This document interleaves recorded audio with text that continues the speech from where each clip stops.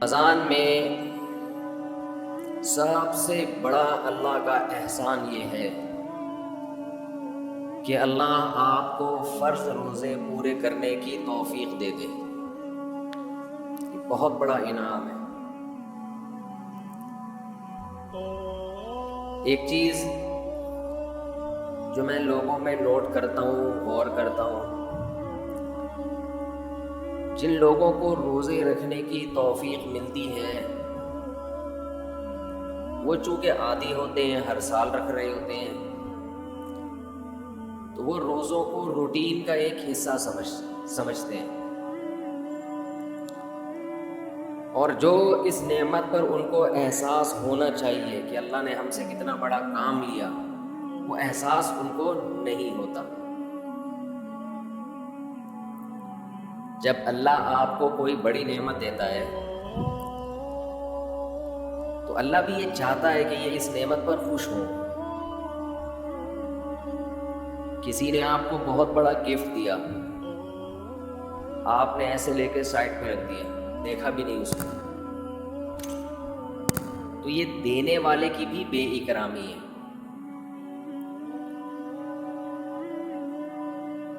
تو جیسے اللہ یہ چاہتے ہیں کہ لوگ گناہوں پہ خوف زدہ ہو، گناہ کر کے ندامت ہو، جرم کا احساس ہو، اسی طرح اللہ یہ چاہتے ہیں کہ نیکی کر کے ان میں شکر کا جذبہ پیدا ہو، خوشی محسوس ہو۔ اگر کوئی شخص گناہ کرتا ہے تو جس کا آخرت پر یقین نہیں ہے اسے گناہ کر کے کبھی بھی شرمندگی محسوس نہیں ہو، وہ کرتا چلا جائے۔ لیکن اگر آپ گناہ کرنے کے بعد شرم محسوس کرتے ہیں، ندامت ہوتی ہے، تو یہ ایمان کی علامت ہے، آخرت پر یقین کی علامت ہے، اللہ کے وجود کے یقین کی علامت ہے۔ بالکل اسی طرح اگر نیکی کر کے خوشی محسوس ہوتی ہے تو یہ بھی ایمان کی علامت ہے، خوشی کی، یہ بھی آخرت پر یقین کی علامت ہے۔ اور اس کا ایک دنیا میں فائدہ یہ ہوتا ہے کہ اس سے مزید نیکی کی توفیق ملتی ہے۔ رمضان میں شیطان ایک دھوکہ یہ دیتا ہے کہ آپ نے اگر روزے رکھے ہیں تو کون سا تیر مار لیا، ساری دنیا روزے رکھ رہی ہے۔ یہ شیطان کا بہت بڑا حملہ ہے۔ میرا معاملہ یہ ہے، الحمدللہ ہم سب روزے رکھتے آ رہے ہیں بچپن سے ہی، جب سے بلوغت کی دہلیز پہ قدم رکھا ہمارے گھر میں روزے کا معمول تھا، روزہ چھوڑنے کا تصور نہیں تھا، اب بھی نہیں ہے، پہلے بھی نہیں تھا، تو رکھتے آ رہے ہیں بچپن سے، بلکہ جب بالغ نہیں تھے اس وقت بھی رکھتے تھے، ہمارے بچے اب بھی رکھ لیتے ہیں، منع کرنا پڑتا ہے کہ بھائی نہیں رکھو، بچوں کو تو شوق ہوتا ہے کہ رکھنا ہے۔ تو الحمدللہ معمول ہے، لیکن اس کے باوجود میں یہ سوچتا ہوں کہ اے اللہ، میرے جیسے نالائق کو تو نے یہ توفیق دے دی کہ میں رمضان کے روزے رکھ رہا ہوں، یہ تیرا مجھ پہ بہت بڑا احسان ہے۔ انسان یہ سمجھے اپنے بارے میں کہ صرف میں ہی گویا رکھ رہا ہوں، مجھے باقیوں سے غرض نہیں ہے وہ کیا کر رہے ہیں، میرے اوپر تو بڑا احسان ہے اللہ کا۔ ہم تو نالائق ہیں بھائی، عام دنوں میں ایک روزہ رکھنے سے پہلے 10 دفعہ سوچتا ہے انسان کل رکھوں کہ نہیں رکھوں، رکھتا ہے تو ایسا سمجھتا ہے جیسے آج ہم نے بہت بڑا تیر مار لیا کوئی۔ اور رمضان آتا ہے، ہم جیسے مجھ جیسے نالائق کو اللہ توفیق دے دیتا ہے 29 یا 30 روزے رکھنے کی، 30 کی تو 15 سال ہو گئے، کوئی رپورٹ ہے ہی نہیں، 29 ہی ہوتے ہیں پاکستان۔ 29 روزے رکھنے کی اللہ ہم جیسے نالائقوں کو توفیق دے دے تو بھائی میں تو اپنا معاملہ اللہ سے دیکھتا ہوں کہ مجھ سے تو نے اتنی بڑی نیکی کروا لی، مجھے کیا پتا بھائی قدیر بھائی کیا کر رہے ہیں، شاکر بھائی کیا کر رہے ہیں، رفیع بھائی ہیں، یہ تو روزہ رکھ کے پتہ ہی فرق ہی نہیں پڑتا ماشاءاللہ، روزے میں بھی ایسے ایسے گھوم رہے ہوں گے یوں کر کے، آپ دیکھ لیں کبھی ان کو آ کے روزہ رکھ کے نا عصر کے وقت سب مرجھائے ہوئے ہوتے ہیں، کراچی میں جیسی گرمی ابھی شروع ہو گئی ہے تو رفیع بھائی نہیں ماشاءاللہ مرجھائے ہوئے ہوتے، ان کو پتہ نہیں انشاءاللہ نے الگ سے کوئی انرجی دی ہے، رکھتے ہیں، آپ بدگمان نہ ہو بعض دفعہ انسان اتنا فریش ہوتا ہے کہ لوگ سمجھتے ہیں کہ اس کا ہے ہی نہیں، یہ ہمیں یقین ہے کہ رکھتے ہیں۔ تو میں تو یہ دیکھتا ہوں کہ میرے جیسے نالائق کو اللہ نے توفیق دی، میں تو اس پہ خوش ہوں، میں تو اس پہ خوش ہوں کہ ہم جیسے تیسے ہیں، جتنے مرضی نالائق ہوں، وہ بھائی 1 روزہ نہیں، 2 نہیں، 3 نہیں، 4 نہیں، 5 نہیں، 6 نہیں، 7 نہیں، 8 نہیں، اللہ نے کتنے روزے ہم سے رکھوا لیے، تو ایک دل میں راحت محسوس ہوتی ہے، خوشی محسوس ہوتی ہے۔ ہاں تھوڑا سا یہ خوف بھی ہونا چاہیے، تھوڑا سا، کہ ایسا نہ ہو کہ ہماری کسی بدعملی سے اجر ضائع ہو جائے، یہ خوف بھی ضروری ہے، یہ خوف بھی تاکہ اترائے نہیں انسان۔ لیکن اصل تو یہ ہے کہ یہ کیا ہے، نعمت ہے۔ ہمارے نبی صلی اللہ علیہ وسلم سے بھی ثابت ہے، ہمارے نبی اپنے آپ کو موٹیویٹ کرتے تھے روزہ رکھ کے، اپنے آپ کو موٹیویٹ کر رہے ہیں، اپنی حوصلہ افزائی کر رہے ہیں۔ کیسے حوصلہ افزائی؟ جب آپ صلی اللہ علیہ وسلم روزہ افطار کر لیتے، کیسے انسان کو خوشی محسوس ہوتی ہے؟ آج خوشی اس لیے نہیں ہو رہی کہ سحری میں 3 پراٹھے پھوڑے ہوئے ہوتے ہیں، پھینیاں کھجلے کھائے ہوئے ہوتے ہیں، بھوک ہی نہیں لگ رہی ہوتی، وہ تہ جو بیٹھنا شروع ہوتی ہے عصر مغرب میں جا کے، تو وہ جو ڈکاریں، اکثر لوگ مجھ سے رمضان میں یہ پوچھ رہے تھے کھٹی ڈکاریں نگلنے سے روزہ تو نہیں ٹوٹتا؟ ایسا لگتا ہے ہر آدمی کھٹی ڈکاریں ہی نگل رہا ہے سارا دن بیٹھ کے، ہر آدمی یہ مسئلہ پوچھ رہا ہوتا ہے کھٹی ڈکاریں نگلنے سے روزہ تو نہیں ٹوٹتا؟ بھائی تو کیا ڈکاروں کے علاوہ اور کوئی کام نہیں ہے کیا؟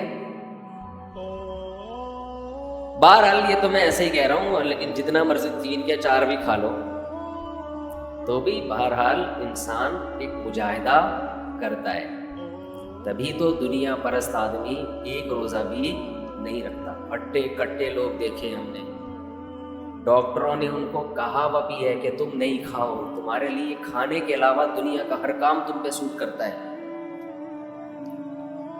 پھر بھی روزہ نہیں رکھتے، ان سے نہیں رہا جاتا 2-4 گھنٹے بھی کچھ کھائے پیے بغیر، ان کو چائے چاہیے، ان کو گٹکا چاہیے، ان کو پان چاہیے، ان کو نسوار چاہیے، ان کو روٹی چاہیے، ان کو کچھ نہ کچھ جانوروں کی طرح جگالی کرنے کے لیے چاہیے، منہ گھومتا رہے ہو، ہے روزہ خور، آپ دیکھ لو،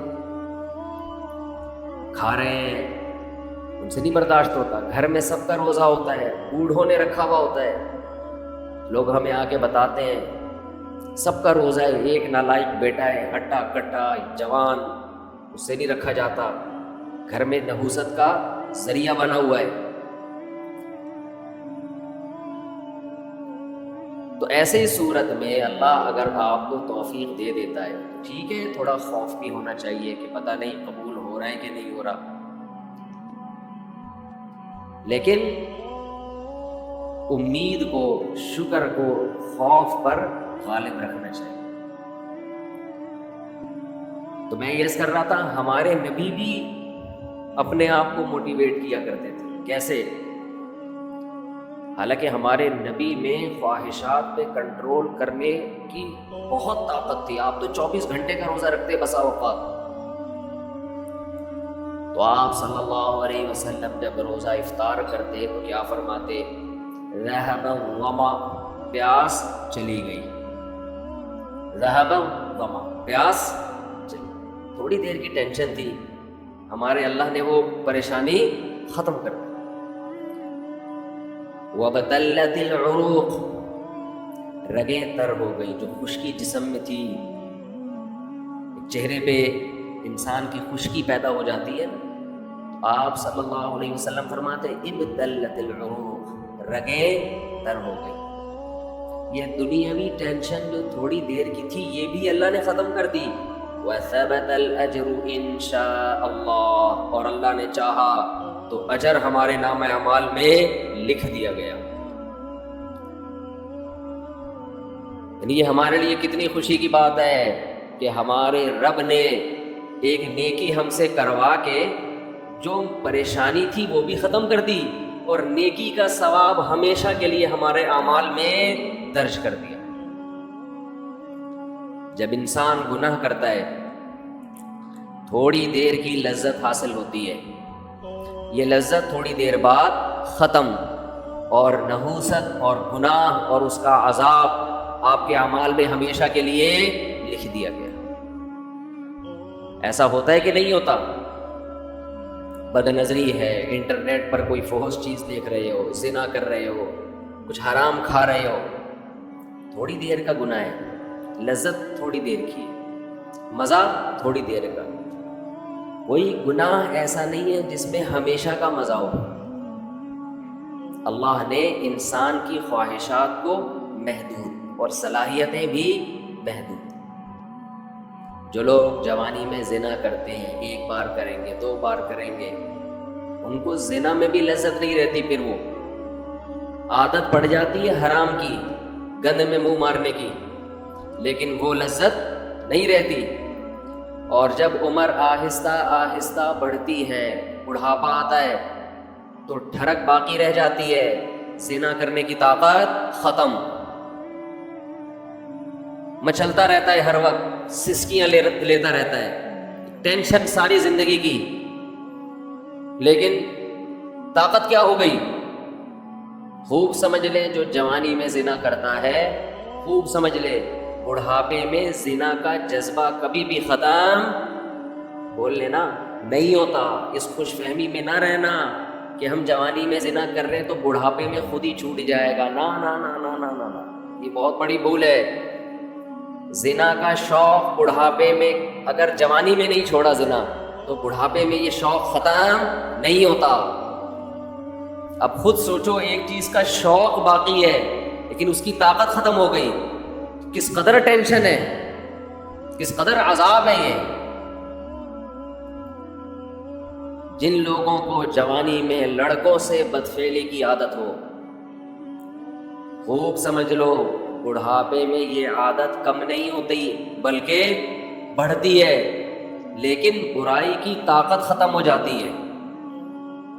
ایسے لوگوں کا بڑھاپا جوانوں سے زیادہ بدتر گزرتا ہے، بہت خطرناک۔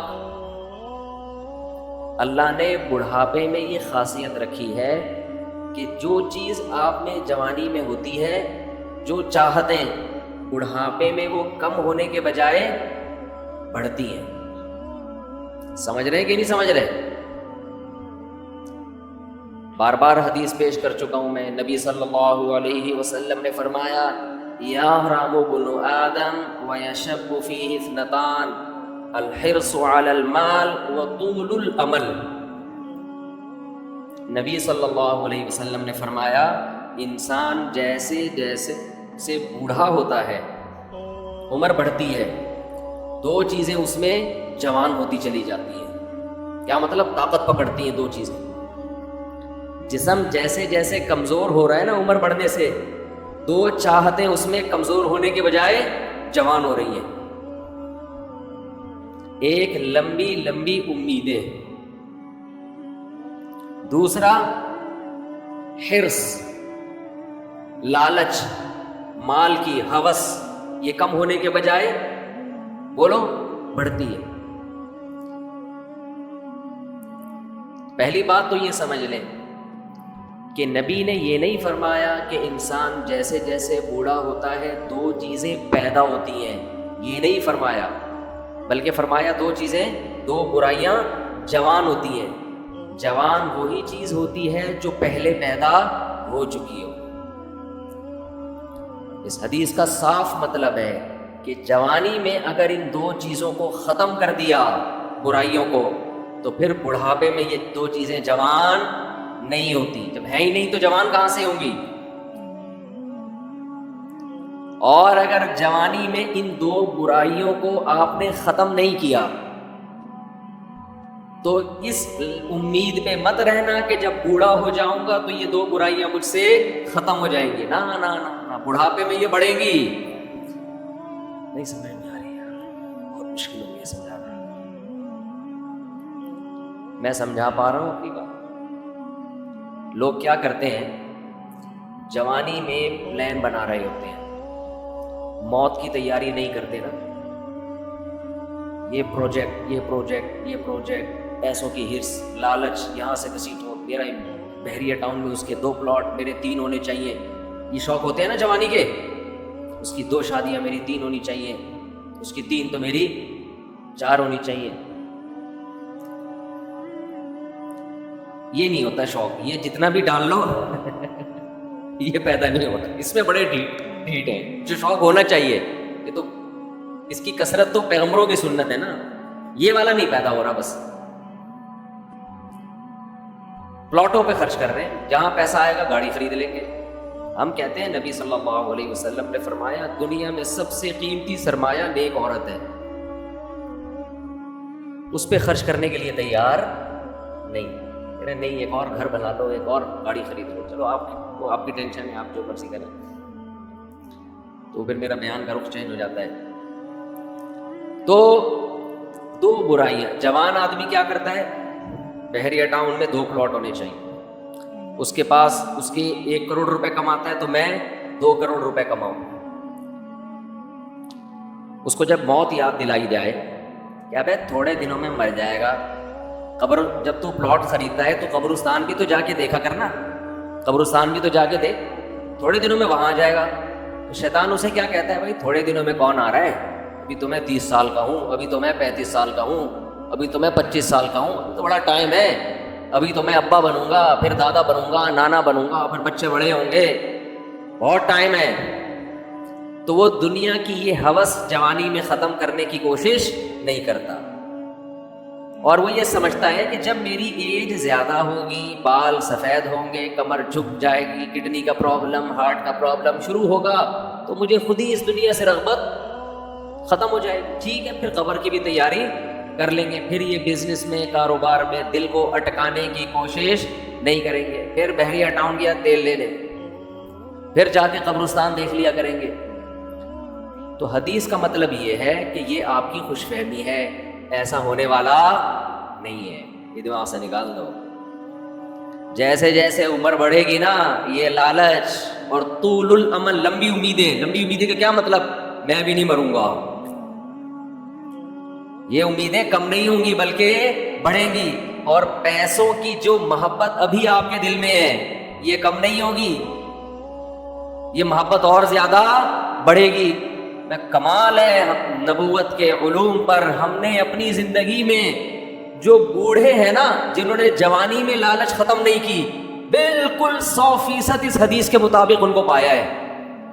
بالکل 100% میں نے اپنی زندگی میں. ہم نے دونوں طرح کے بوڑھے دیکھے، سخی بھی اور کنجوس بھی. اچھا، پہلے تو میں حدیث کی تشریح ذرا مکمل کر دوں، پھر مثالوں سے بات سمجھاؤں گا. حدیث میں جب بھی یہ آتا ہے نا کہ یہ 2 چیزیں ایسی ہیں یا 3 چیزیں، تو یاد رکھو حدیث میں وہ عدد مقصود نہیں ہوتا. یہاں سے بہت سے لوگ دھوکہ کھاتے ہیں. میری ایک اہل حدیث عالم سے بحث ہوئی، وہ ایصال ثواب کے منکر نا، کہ میت کے لیے آپ کوئی نیکی کر کے اس کو ثواب نہیں پہنچا سکتے. میں نے کہا دلیل کیا ہے؟ کہنے لگے حدیث میں آتا ہے 3 چیزوں کا ثواب ملتا ہے. صدقہ جاریہ، جو اولاد آپ کے لیے دعا کرے، اور علم ينتفع به، وہ علم جو آپ چھوڑ کے جائیں. 3 ہیں، چوتھی کوئی نہیں ہے. بھائی حدیث میں جب بھی یہ آتا ہے نا یہ 3 کا عدد، یہ 4 کا عدد، تو اس پر امت کا اجماع ہے کہ اس سے وہ عدد میں محصور نہیں ہوتا. اس کا مطلب ہے کہ یہ 3 تو ہیں، جو بھی اس معنی کی ہوں گی وہ سب اسی میں داخل ہیں. جیسے حدیث میں آتا ہے، ایک صحابی نے عرض کیا یا رسول اللہ میں اپنی والدہ کے لیے صدقہ کرنا چاہتا ہوں، کیا ثواب ملے گا؟ آپ نے فرمایا ہاں۔ اب یہ نہیں کہ صرف صدقے میں ہی انحصار ہے، صدقہ تو ایک نیکی ہے۔ اس حدیث سے صاف پتہ چلتا ہے کہ نیکی جیسے اپنے لیے کی جاتی ہے، اپنے کسی مرحوم کے لیے بھی کی جاتی ہے، کی جا سکتی ہے۔ آپ صدقے کے لفظ کو پکڑ کے بیٹھ گئے کہ صدقہ ہے تو باقی نہیں ہے، تو صدقے میں کون سی ایسی خاص بات ہے؟ اصل میں تو حدیث میں اصول اور ضابطہ بیان کر دیا جزیات کے ضمن میں۔ قرآن و سنت کی عادت ہے کہ جزیہ بیان کر کے لا بیان کیا جاتا ہے۔ جیسے قرآن کہہ رہے ماں باپ کو اف نہ کرو، تو یہ ایک جزیہ ہے، لیکن اس کے ضمن میں ایک لا بیان کر دیا کہ تکلیف نہ پہنچاؤ، کیونکہ اف کہنا بھی کیا ہے؟ تکلیف ہے، تو بیسک تکلیف پہنچانا ہے۔ اف کا لفظ یہ اصل مقصد نہیں ہے۔ اسی وجہ سے ہماری نظر میں جو راجح قول ہے دلیل کے لحاظ سے وہ یہی ہے کہ ایصال ثواب صدقہ کر کے بھی کیا جا سکتا ہے اور کسی بھی نیکی کے ذریعے کیا جا سکتا ہے۔ یہاں پر پھر ایک اعتراض ہوتا ہے، یہ اعتراض کا جواب دے کے پھر آتا ہوں اصل، کیونکہ پھر لوگ شارٹ کلپ بنا کے آدھی چیز چلاتے ہیں۔ اعتراض یہ ہوتا ہے کہ صحابہ کرام سے ثابت کیوں نہیں ہے کہ کسی نے قرآن پڑھ کے ثواب پہنچایا ہو؟ سمجھتے ہیں؟ نہیں یاری سمجھ۔ ہمارے اہل حدیث حضرات اکثر یہ سوال کرتے ہیں کہ پھر صحابہ نے ایصال ثواب کیوں نہیں کیا؟ اس کا جواب یہ ہے کہ ایصال ثواب نام ہے اس نیت کے ساتھ نیکی کرنا کہ یہ ثواب کس کو پہنچے؟ مرحوم کو پہنچے۔ یہ نیت ہے امر باطن۔ ہمارے سامنے صحابی کی نیکی تو آئے گی، ان کا دل کا ارادہ ہمارے سامنے نہیں آئے گا۔ جیسے ایک صحیح حدیث تو آ گئی ہمارے سامنے کہ صحابی نے نبی سے پوچھا کہ میں صدقہ کر رہا ہوں، نیت کیا ہے؟ والدہ مرحوم یا والد مرحوم کے لیے کنواں بنا رہا ہوں۔ اب باقی جس صحابی نے اپنے کسی مرحوم کے لیے کیا کیا وہ تو ان کے دل کی حالت تھی نا، ہمارے سامنے تو وہ عمل آئے گا، دل کی نیت تھوڑی ہمارے سامنے آئے گی۔ ہاں اجتماعی سطح پہ کسی نے مرحوم کے لیے کچھ کیا ہوتا وہ پھر چھپنے والا کام نہیں تھا، وہ نقل ہوتا، اور ایسی کوئی حدیث نقل نہیں ہے۔ اس لیے ہم کہتے ہیں اجتماعی سطح پہ ایصال ثواب ناجائز ہے، بدعت ہے۔ نہیں آئی بات میرا خیال؟ اخبل طریقے سے انفرادی طور پر آپ کوئی نیکی کریں مرحوم کے لیے ٹھیک ہے، لوگوں کو جمع کر کے کریں یہ عمل کیا بن جائے گا؟ بدعت۔ کیونکہ اگر جمع کر کے کرنا جائز ہوتا تو پھر یقیناً صحابہ سے ثابت ہوتا، پھر یہ عمل چھپنے والا تھا نہیں۔ سمجھ میں آ رہی ہے بات؟ کہ آپ اگر چھپ کے قرآن خوانی میت کے ایصال ثواب کے لیے ہم اس عمل کو بدعت سمجھتے ہیں، کیونکہ یہ ثابت نہیں ہے۔ حضرت ابو بکر کا انتقال ہوا تو حضرت عمر نے کوئی پبلک کو بلایا کہ آ جاؤ ہمارے یہاں قرآن خوانی ہو رہی ہے، تمبو لگا ہوئے بھائی آ جاؤ۔ اپنے طور پر اخبل طریقے سے بیٹھ کے پڑھو بھائی، اخبل طریقے سے میت کے لیے کوئی بھی سورت پڑھ لو، کوئی بھی نیکی کر لو۔ بہتر تو یہی ہے کہ صدقہ کو فوکس کرو، جو حدیث میں منصوص ہے، جس کا حدیث میں صراحتاً ذکر ہے، سب سے افضل تو یہی ہے۔ اس کی مثال ایسے ہے کہ جیسے صحابی نے پوچھا میں کنواں بنانا چاہتا ہوں، اب آپ کہیں کہ کنواں بنانا تو جائز ہے، مسجد بنانا جائز نہیں ہے، کیونکہ حدیث میں مسجد کا ذکر نہیں ہے۔ تو بھائی کنواں بھی ایک نیکی ہے، مسجد بھی ایک نیکی ہے۔ تو جیسے کنواں بنانا جائز ہے تو سڑکیں بنانا بھی جائز ہے، مسجد بنانا بھی جائز ہے، سرائے بنانا بھی جائز ہے، سبیل بنانا بھی جائز ہے۔ تو ایسے صدقے کے علاوہ بھی نیکی کیا ہے؟ جائز ہے۔ تو خیر یہ تو درمیان میں ایک مسئلہ آ گیا جو اصل موضوع میں لے کے چل رہا تھا، اب ہم اس کی طرف آتے ہیں۔ تو میں یہ کر رہا تھا، یہ جو حدیث میں آتا ہے نا کہ دو برائیاں ایسی ہیں کہ جوانی میں اگر آپ نے ان کو ختم نہیں کیا تو بڑھاپے میں وہ برائیاں کم ہونے کے بجائے بڑھتی ہیں۔ تو اس سے مراد صرف دو برائیاں نہیں ہیں، یہ دو تو مثال بیان کی گئی ہے۔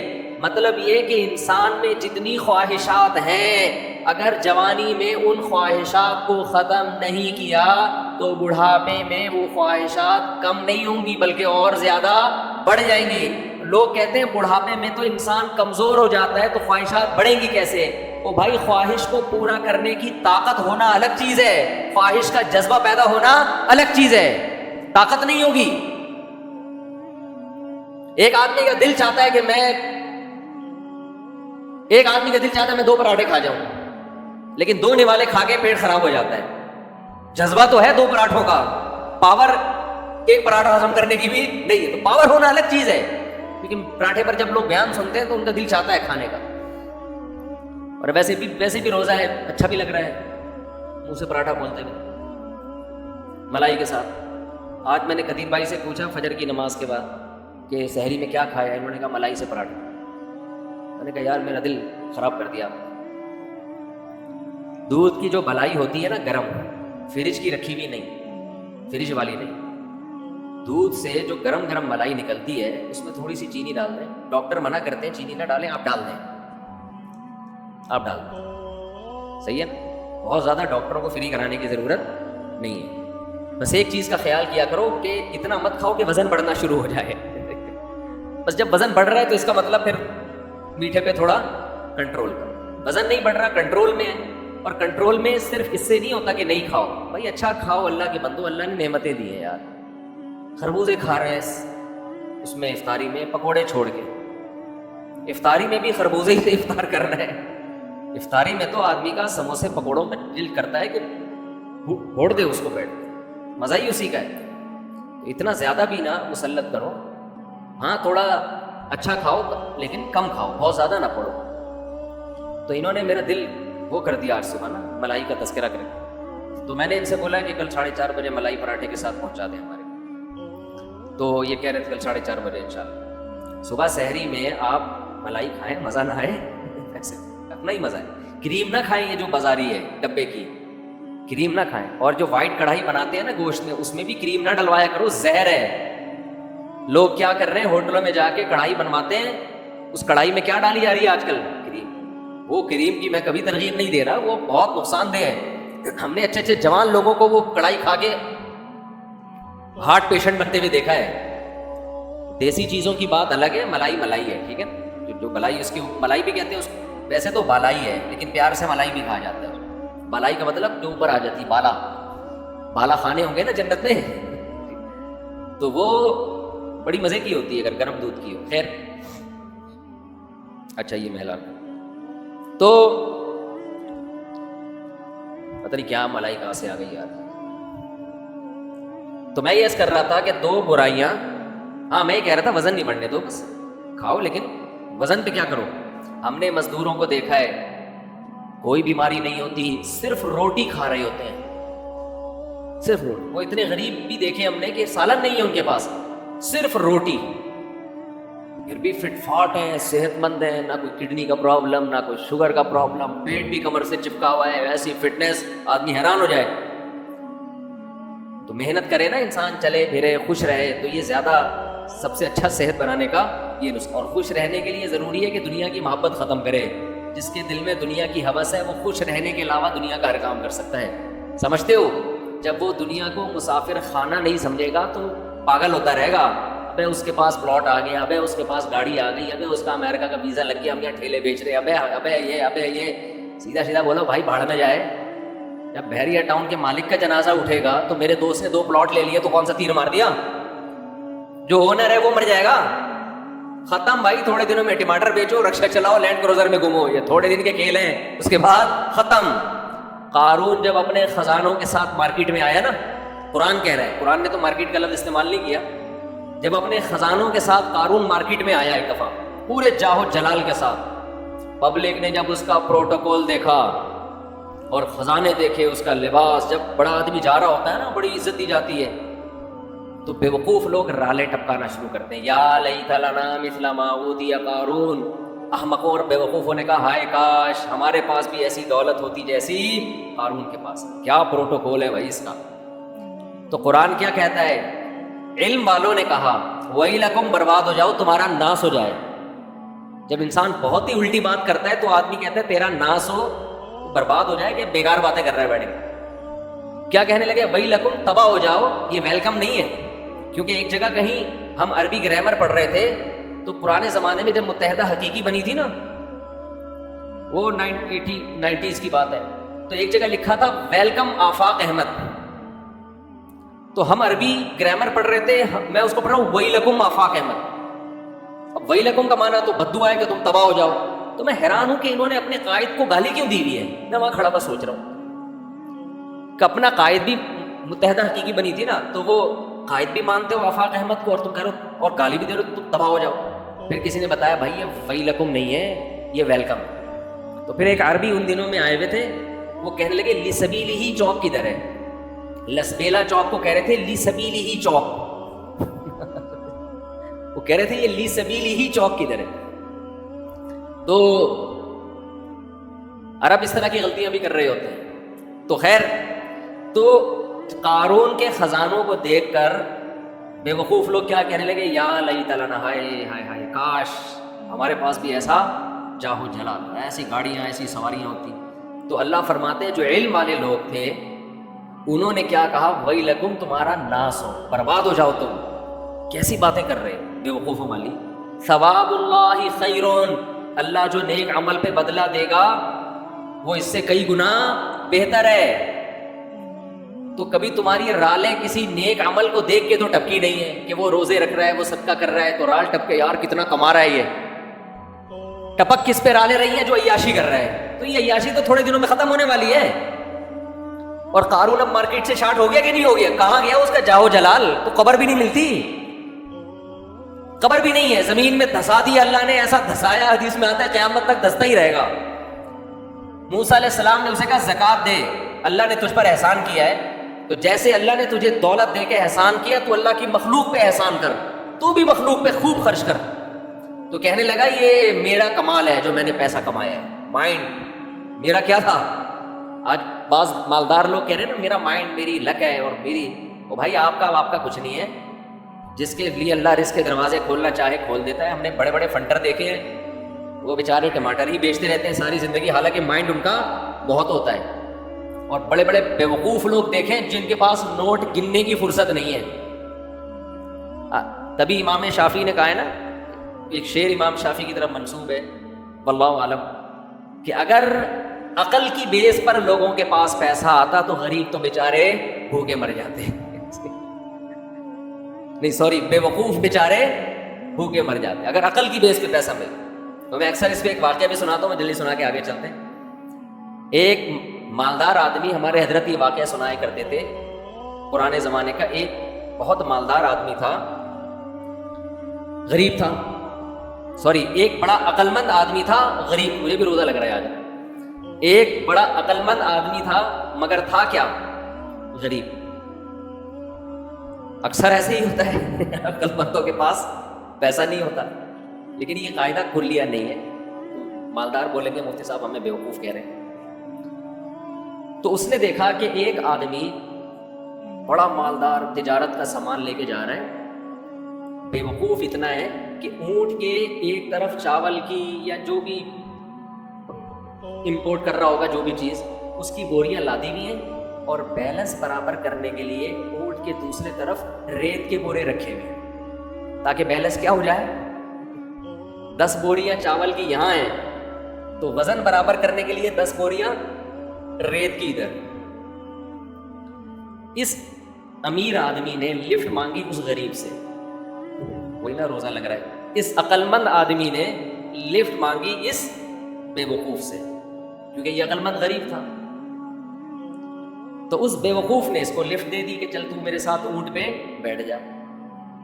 اب اس عقل مند نے اس بے وقوف مالدار سے پوچھا کہ یہ ان بوریوں میں کیا ہے جو رائٹ سائڈ پہ. اس نے کہا بھائی چاول ہے یا آٹا ہے یا جو بھی تھا. کہا یہ لیفٹ پہ کیا ہے, اس نے کہا یہ ریت ہے. کہا تو ریت کا بزنس کرتا ہے, کہہ رہے نہیں یہ بیلنس برابر کرنے کے لیے.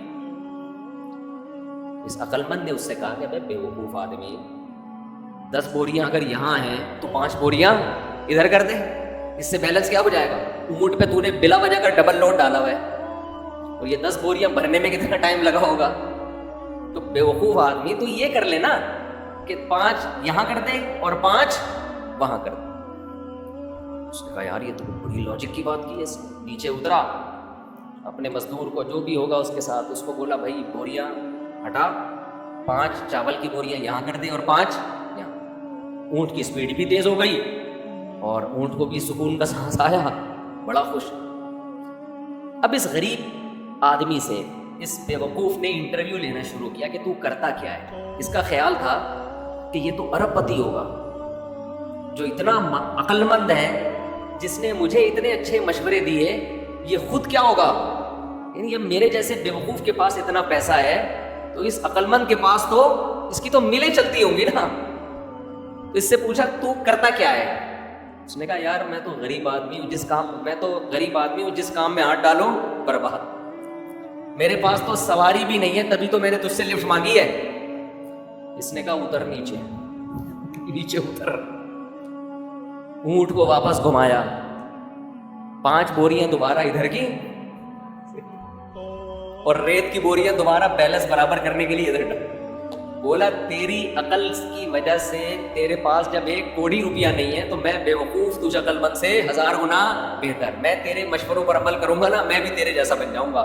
مجھے اپنے اسٹائل سے چلنے دے جیسے چل رہا ہوں. سمجھ رہے کہ نہیں سمجھ؟ میں جیسے اپنے اسٹائل سے چل رہا ہوں مجھے چلنے دے. اگر تیرے مشورے پر عمل کیا نا میں بھی تیرے جیسا غریب ہو جاؤں گا. لو كان بالحيل الغنى لوجدتني بنجوم اقطار السماء تعلقي. امام شافعی کا غالباً شعر ہے کہ اگر تم دیکھتے محنت سے پیسہ ملتا تو میں پیسے کی تلاش میں آسمان کے ستاروں تک پہنچ جاتا. ہم نے دیکھا ہے بعض لوگوں کا ایک شوق ہوتا ہے, شوقیہ کچھ چیزیں پالتے ہیں رکھتے ہیں, وہ شوق ان کا بزنس بن کے ان کو کروڑ پتی بنا دیتا ہے, حالانکہ انہوں نے سوچا بھی نہیں ہوتا کہ اس شوق سے ہمیں کیا ملے گا, پیسہ. اگر وہ پلاننگ کر کے کرتے تو کچھ بھی نہیں آتا ہاتھ. اس کا مطلب یہ نہیں کہ آپ محنت نہ کریں. پہلے ہی ہمارے یہاں پوستی پن چل رہا ہے, اٹھتے نہیں ہیں, 12-1 بجے اٹھتے ہیں, ایک دکان پر ہی بیٹھتے ہیں. محنت تو کرنی ہے لیکن ملے گا اتنا جتنا اللہ نے مقدر کیا. تو میں وہ عرض کر رہا تھا کہ نبی صلی اللہ علیہ وسلم نے جو مثال دی ہے نا کہ 2 چیزیں جوان ہوتی ہیں, تو وہ 2 برائیاں سے مراد صرف 2 نہیں ہیں, بلکہ جو بھی بری خواہشات ہیں بڑھاپے میں کم ہونے کے بجائے بڑھتی. اسی طرح اچھی خواہشات اگر جوانی میں اچھی عادتیں ہیں تو بڑھاپے میں وہ اچھی عادتیں کم ہونے کے بجائے جوان. اگر آپ کو جوانی میں اللہ سے محبت ہے, بڑھاپے میں یہ محبت اور زیادہ بڑھ جائے گی. جوانی میں دنیا کو مسافر خانہ سمجھتے ہو, دل نہیں لگاتے, بڑھاپے میں بالکل لفٹ کرانا چھوڑ دو. ہم نے دونوں طرح کے بوڑھے دیکھے ہیں, سخی بھی اور کنجوس بھی. جو سخی ہوتے ہیں وہ بہت سخی ہوتے ہیں کیونکہ وہ جوانی میں سخی ہوتے ہیں نا, تو یہ سخاوت بڑھاپے میں ان کی بہت زیادہ بڑھ جاتی. پھر وہ جاگیروں سے دل لگانا بالکل چھوڑ دیتے ہیں. اور جو کنجوس ہوتے ہیں نا جوانی میں, بڑھاپے میں اللہ کی پناہ آدمی کانوں کو ہاتھ لگا, نوٹ نظر نہیں آ رہے ہوتے, ایسے ایسے گر رہے ہوتے ہیں بیٹھ کے. یہ میں نے اپنی آنکھوں سے دیکھا ہے. نظر نہیں آ رہا نوٹ, دیکھ رہے ہیں یار کم تو نہیں پڑ گیا, یوں کر کے نا چیک کر رہے ہیں کہ اس میں اصلی ہے. ابے اب تو نقلی بھی ہے تو کیا کرنا ہے. اب تو اگر نقلی بھی ہے تو اپنے دانت نہیں ہے کھانے کے لیے, پیٹ میں آنت نہیں ہے کھانے کے لیے, چبانے کے لیے دانت نہیں, کھانے کے لیے آنت نہیں, تو اصلی نقلی کا رہ کیا گیا. شوگر کے آپ مریض ہیں, مٹھائی آپ نہیں کھا سکتے. اب تو آپ کو بچے پال رہے ہیں, اللہ اللہ کرو, مصلے میں ٹائم گزارو اور نکل لو پتلی گلی سے. اللہ زندگی دے سارے بوڑھوں کو, لیکن اب تو یہ سوچ ہونی چاہیے نا, نہیں جناب ایسے ایسے گر رہے ہوتے, اتنے لالچ, اتنی ہوس, دل اور ایسا پراپرٹی میں دل لگائیں گے, ادھر پلاٹ. ایک بوڑھے کا فون آیا میرے پاس, غیبت اس لیے بھی, کسی کو کیا پتا کس کی بات کر رہا ہوں, میرا خیال ہے 85 سال تو ان کی عمر ہوگی, اور 10 قسم کی بیماریاں. کہنے لگے, رو رہے تھے میرے بیٹے کے کاروبار کا نقصان ہو گیا, گھر میں بڑے مسائل آ رہے ہیں, رزق کی تنگی ہے, میں بہت ٹینشن میں ہوں. میرا دل مجھے ترس آیا, میں ان کا مذاق نہیں اڑا رہا, مجھے ترس آیا. میں ان سے کہوں کہ حضرت آپ کی کیا رزق کی تنگی, آپ کی زندگی گزر چکی ہے, آپ نے ویسے ہی 2 پاپے صبح چائے میں ڈال کے کھانے ہیں بھائی, دوپہر دودھ والے کھچڑی کے کھانے, زندگی گزر گئی ہے. اب ان چیزوں میں کیا رکھا ہے. جو بیٹا جس کا کاروبار ڈوب گیا اس کو اتنی ٹینشن نہیں ہو رہی, جس نے آگے زندگی گزارنی ہے ابا کو اس سے زیادہ ٹینشن ہو رہی. لیکن ہم نے نیک بوڑھے بھی دیکھے ہیں,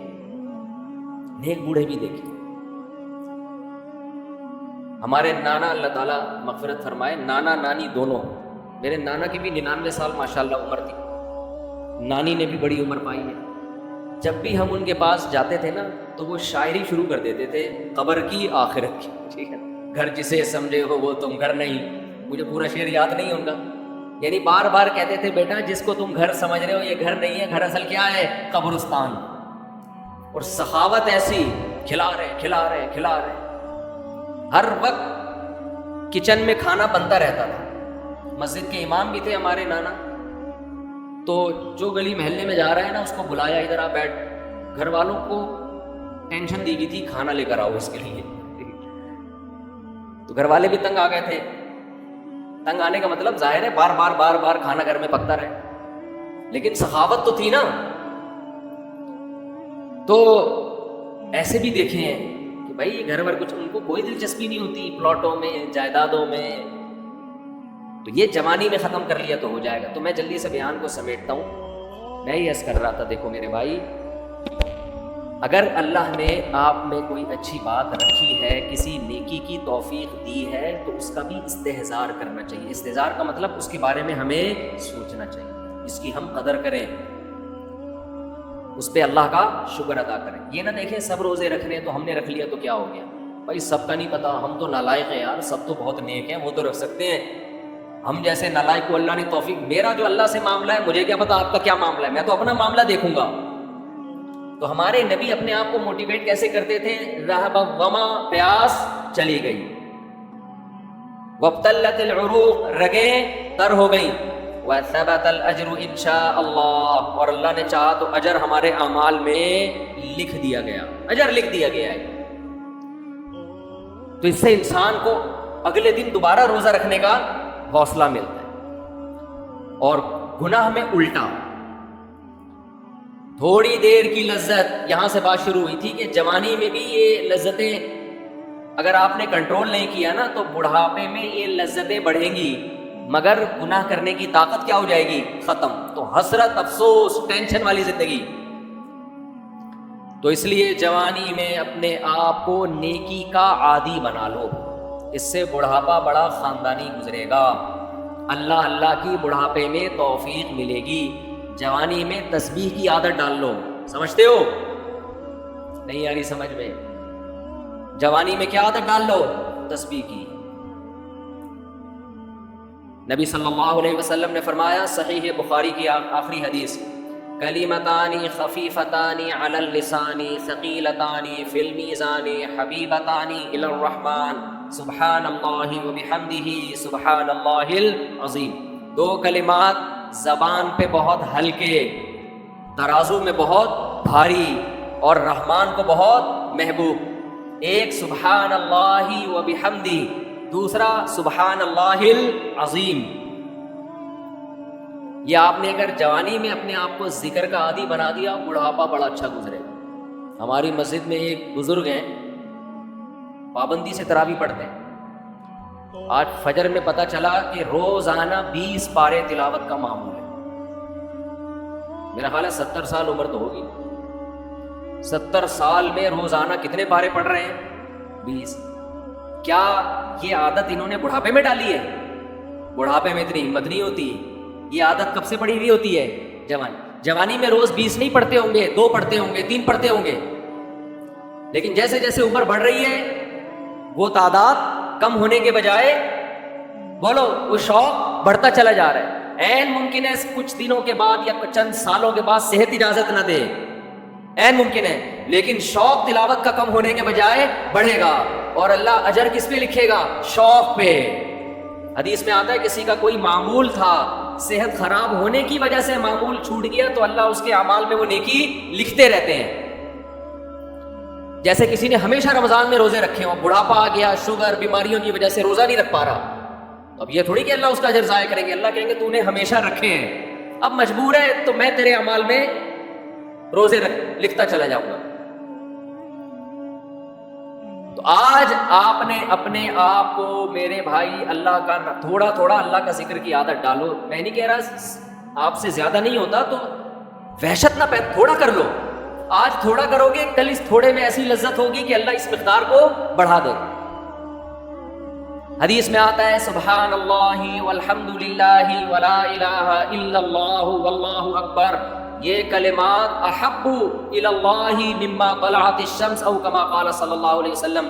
سورج جن چیزوں پہ طلوع ہوتا ہے، ظاہر ہے سورج تو پوری دنیا پہ طلوع ہوتا ہے، ان تمام چیزوں میں اللہ کو سب سے زیادہ محبوب یہ کلمات ہے. اور دیکھو اس میں اللہ کا کوئی فائدہ نہیں ہے، اللہ کی آپ حمد و ثنا کریں، اللہ کا کوئی فائدہ نہیں ہے. اللہ یہ چاہتے ہیں میرے بندے اپنی زبان سے میرا نام لیا کریں. اللہ کو اس بات کی خوشی ہوتی ہے. ہمارے حضرت ایک شعر پڑھا کرتے تھے، یہ جو اہل اللہ ہوتے ہیں نا ان کو ذکر کی بڑی عادت پڑ جاتی ہے، بار بار اللہ کا نام لیتے لیتے نا. شروع میں تو انسان کو عادت نہیں ہوتی، جب نام لیتا ہے بار بار ذکر، تو پھر اس کا ٹائم اللہ کے ذکر کے بغیر پاس نہیں ہوتا. پھر اس کو ایک کمی محسوس ہوتی ہے. کسی کو چائے کی عادت پڑ جائے، چرس کی عادت پڑ جائے، سگریٹ کی عادت پڑ جائے، نہیں ملے تو تڑپتا ہے نا. تو جس کو ذکر کی عادت پڑتی ہے نا، اس کو جب ذکر کا ٹائم نہ ملے تو اس کا دل پریشان ہو، اس کو اللہ کے نام میں چسکا آنے لگتا ہے. لیکن یہ پہلے دن نہیں ہوگا، عادت ڈالنی پڑے گی. تو روز آنا اس کا معمول بنا لے، 100 دفعہ صبح 100 دفعہ شام تسبیح کا معمول بنا لے. اس سے کیا ہوگا؟ ابھی شاید دل نہ لگے آپ کا، لیکن جیسے جیسے عمر بڑھے گی اللہ کے نام کا چسکا لگنا شروع ہو جائے. بڑھاپا بہت اچھا گزرے گا، اللہ کو یاد کر کے گزرے. کھوپڑی شریف میں بات آ رہی ہے کہ نہیں آ رہی؟ اور اگر ہر وقت دنیا کے تذکرے کرتے رہنا، ہر وقت ویڈیو گیم لے کے بیٹھے ہوئے PUBG کھیل رہے ہیں، سانپ والا کھیل تو سانپ والا ختم ہو گیا، اب آ رہا ہے سانپ والا. نوکیا میں آتا تھا سانپ لمبا ہوتا جا رہا ہے، اس کو پتہ نہیں فضول ٹائم ویسٹ کر رہے ہیں. ہم پریشان ہوتے ہیں یار، ہمارے پاس کاموں کو نمٹانے کا ٹائم نہیں ملتا. ہم تو چاہ رہے ہیں کاش یہ دن 24 گھنٹے کے بجائے 48 گھنٹے کا ہو جائے. اور لوگ کیا کر رہے ہیں کہ وہ باقاعدہ ارادہ کر کے ضائع کر رہے ہیں ٹائم. ہمارے تو کام نہیں نمٹتے. جب ہم رات کو سونے کے لیے لیٹتے ہیں تو کہتے ہیں یار آج کا دن بھی گزر گیا اور کام ویسے کے ویسے.